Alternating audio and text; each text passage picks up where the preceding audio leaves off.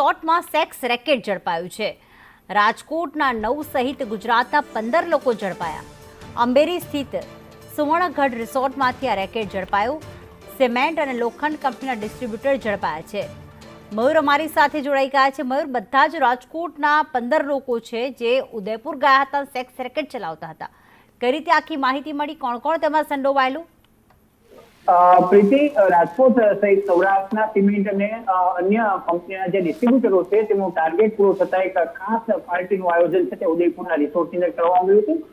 નામાંકિત કંપનીના લોકો તેમાં સામેલ હતા, પરંતુ પાર્ટીને બદલે ત્યાં એક આખું સેક્સ રેકેટ કરવામાં આવતું હોય એ પ્રકારની વિગતો સામે આવતા ઉદયપુર પોલીસે દરોડો પાડ્યો હતો, જેમાં 14 જેટલી યુવતીઓ અને 15 જેટલા સૌરાષ્ટ્રના લોકો છે ઝડપાયા છે। આ 15 પૈકી 9 લોકો છે જે રાજકોટના છે, નામાંકિત કંપનીના ડિસ્ટ્રીબ્યુટર તરીકે કામ કરતા હતા। તમામની ધરપકડ કરવામાં આવી છે।